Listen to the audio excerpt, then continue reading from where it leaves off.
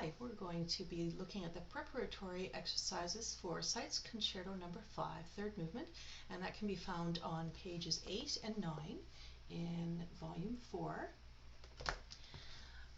The first little passage is from Concerto Number 2, which is the first one in the book, so hopefully you've already worked on this. But I just wanted to touch on it because it's very similar to what you will have in the first 8 measures of the double stops in the third movement of number 5. So first of all, we have our fingers on the E string and then a D major chord. When you go to the D string with your fingers, you're going to want to touch the G string and play on the outside edge of that D string so that you're not touching the A string. Now, when I listen to this and it's perfectly in tune, I hear a buzzing sound. So if your strings are in tune, you'll hear that low D. When I play the E, I hear a low A, and when I play the F sharp, I hear a low D again. It sounds like it even goes even lower. So I start with the D here, and then it goes to the A, and then it's like, see if you can hear that. You can play with me if you like. Listen very carefully.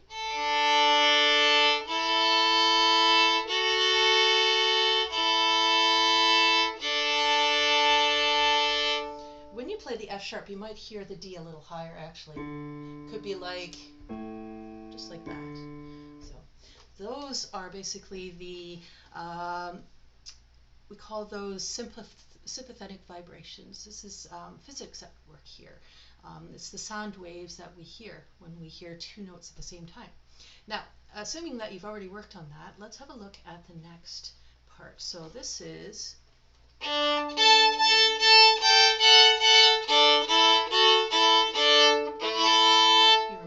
remember that chord from the end of the first movement. So this, we've already done our first finger on the G and the D. Hopefully it can get in tune. You might have to roll your finger around a little bit just to find where it's perfectly across the string. See if you can match that. Here's the A, here's the E, and together. Alright, and then we're going to do the next part.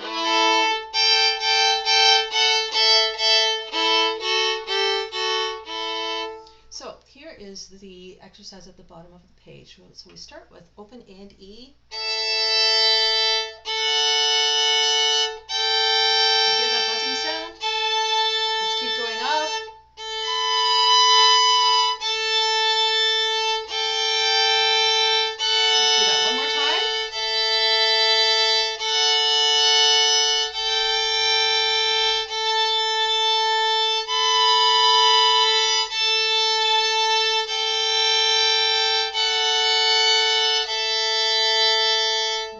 Do the next one, D and A.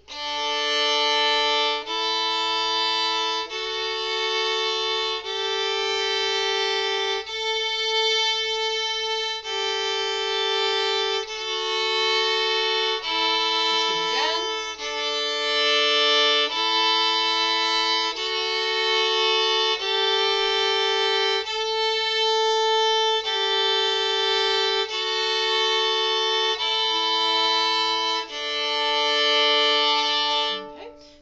To rewind and do that again as many times as you need to.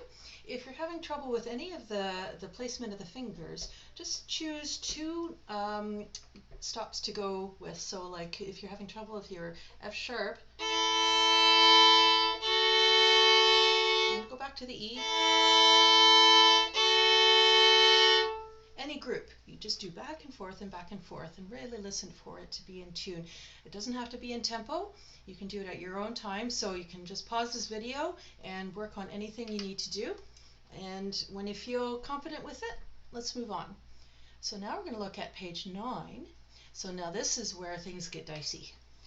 So It's not written in the book, but I like to actually practice this interval. So this is the last one. If you look at that middle line on the first page, we have the E, where is it now? I'm looking backwards here. Yeah, it's right here. E and A, right here. Okay, so you have your first finger on the D string, and then we're going to transition, mirror image, to D sharp here. Okay, and we're going to go back and forth and back and forth. So first of all, let's just do the E. E, D sharp. I'm just going to slide back. You don't have to move your whole hand. Just bring your knuckle back. Okay, now let's add the A. Make sure it's in tune. And then, now the buzzing sound I hear is, I hear the A. And then when I play the D sharp, I actually hear a C. And if you were to play that all together, it would sound like a diminished chord. So that means that all the intervals have been kind of squished together. If you were to hear all of it together, it would be C, D sharp, F sharp, and A, or you could move that down. It sounds a little bit like a train to me. Okay, so D sharp and A.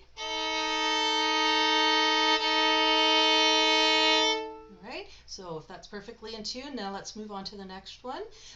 So first of all, let's do the D sharp. We're going to look at the part right next to it where we have the half notes here. Single notes, D sharp, C, hold your 1 and 2 down, play A, and then you're going to put your first finger right below your second finger and play B. Let's do that again. D sharp, C, A, and B. All right, now I'm going to start actually with the E,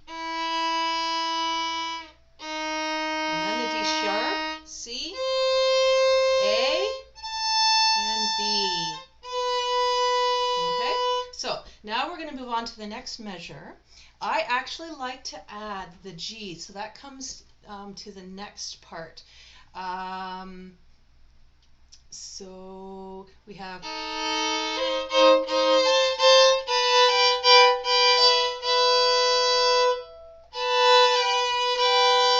actually resolve this ugly sounding interval. We go to a G and then to an E. So I add just a little bit in there. I write in some half notes. So I've actually written it in my music here, a B and a G, because I think that's also useful to practice.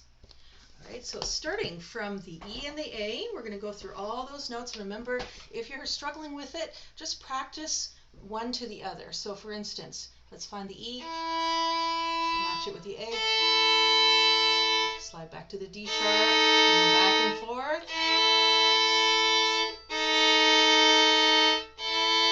Back and forth. Do this as many times as you need to. And now we're going to add the C. C. Lift your 2 and play the A again. Hit it a couple times. Pause if you need to do it more and more. Or just backtrack. Make sure you're getting those notes there. So now we're going to move on to the D sharp and this C, and then that's moving to the A. So we're going to put the 3 down.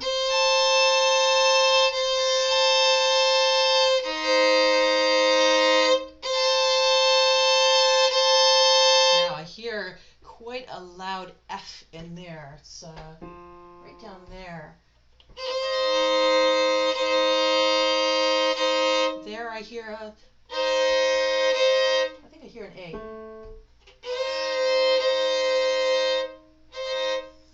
So, and then an F.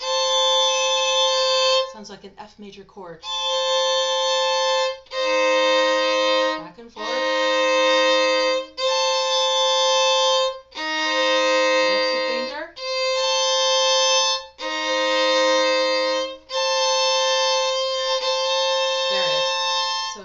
I didn't quite get it right away.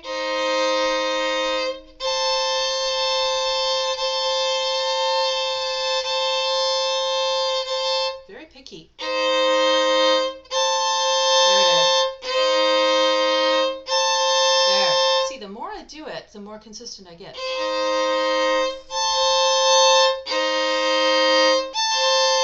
Now let's do the next one. And we're going to play the B, and B is right below C. So, hi, Benny. He's saying this video is getting long enough. Okay, hopefully we got that one okay. And now we're going to do the G in there, and that's a G natural, which is going to be right almost across the string, but not quite, but very close. My second finger is touching my one, so